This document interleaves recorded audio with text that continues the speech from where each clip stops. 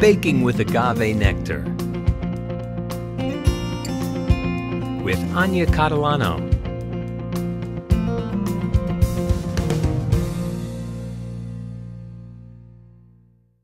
Hi, I'm Ania Catalano, author of Baking with Ohgave Nectar cookbook, and we're here today making one of the recipes out of my book called the Amazing Black Bean Brownies.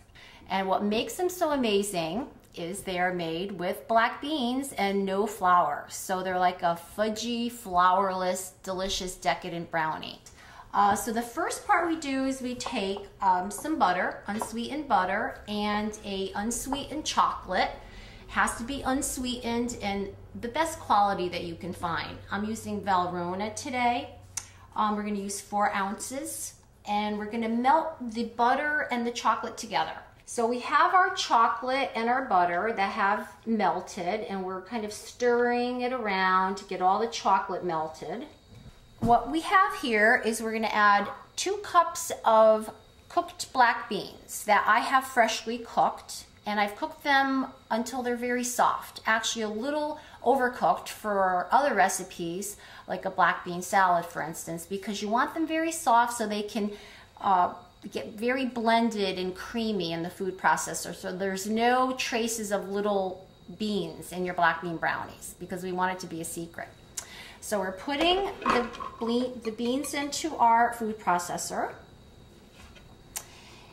and to that we're going to add some walnuts. The recipe calls for a cup of walnuts, but we're going to only use half in this part. Into the food processor we can put half of the chopped walnuts and about a tablespoon of vanilla. And to that we're going to add a couple of spoonfuls of this melted chocolate. And we're going to do that so we can get this processor moving, because it's going to be very dry and we'll never get those beans and walnuts creamy without adding a little moisture. So like 2-3 good spoonfuls of that.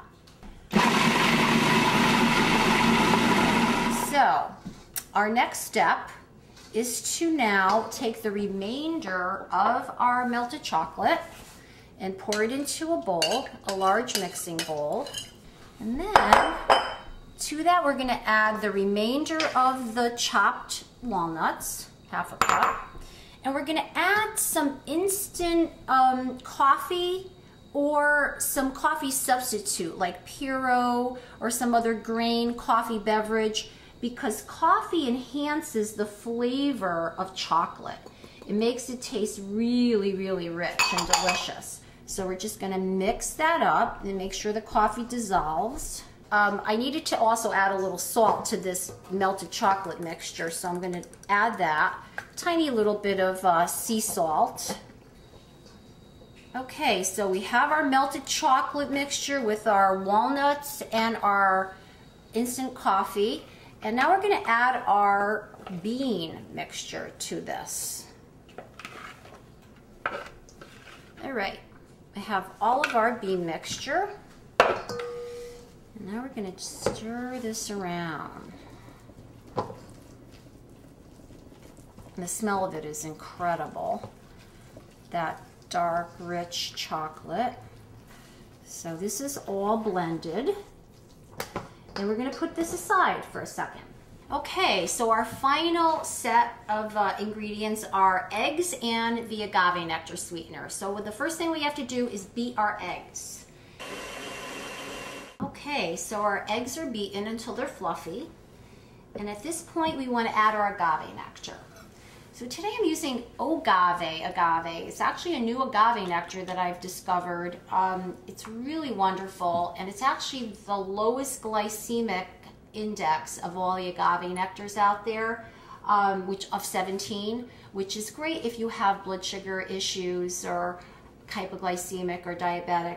So we're using a cup and a half of light Ohgave, which is the most neutral of them all.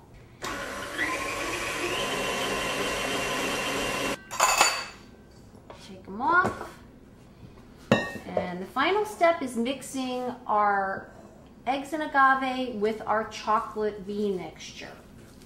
Okay, so we're gonna mix the beaten eggs, agave, and our bean mixture together. And what we're gonna do is we're gonna add almost all of this mixture, the egg mixture, reserving about half a cup. And the reason for that is we're gonna do something very cool at the end that's kind of decorative. It makes the brownies look really delicious. You don't have to be very careful with this because basically you just cannot mess up this recipe. It's such an easy recipe. All you need to do is just mix everything and incorporate it well. And it's gonna look a little liquidy, and you might get a little nervous because usually brownie mix is kind of thick, but the eggs is what is the thickener, and when they bake with the chocolate and the beans, it's gonna kind of be like a flourless chocolate cake. So it's gonna be a little looser than most brownie batters, but don't worry, they'll come up. Now we're gonna pour our batter into our pan, which can be a glass or a regular baking pan, but you want to line the bottom of it with parchment paper so it's easier to remove the brownies. And then you just want to lightly spray with like a canola oil non-stick spray, or even just regular canola oil, just a light coating of it on the bottom.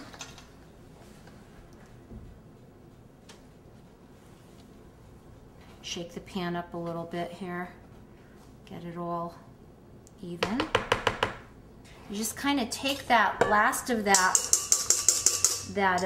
egg mixture and just use a whisk and just kind of incorporate the rest of that agave together. Sometimes it separates a little bit when it sits for a minute. So just mix that up and just pour little lines of it up and down your batter,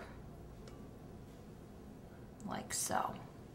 You just kind of take a toothpick or a skewer, bamboo skewer, and you just kind of run it through the batter to make a marbleized sort of effect, sort of like those fancy cappuccinos you get at really nice restaurants.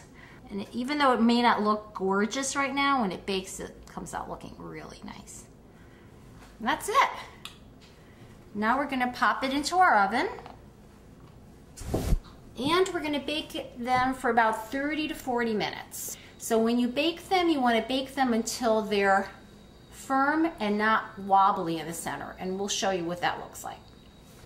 So here we have our amazing black bean brownies. They're gluten-free for those that are sensitive to gluten. They're loaded with protein from the black beans and the walnuts and the eggs that we put in them. And so they're full of fiber, and yet you're not sacrificing any of the luscious chocolatey goodness. And of course they're sweetened with agave nectar, which makes them low glycemic and a much healthier sweetener to refined sugar. So you can have your decadent, delicious goodie and not feel guilty about it.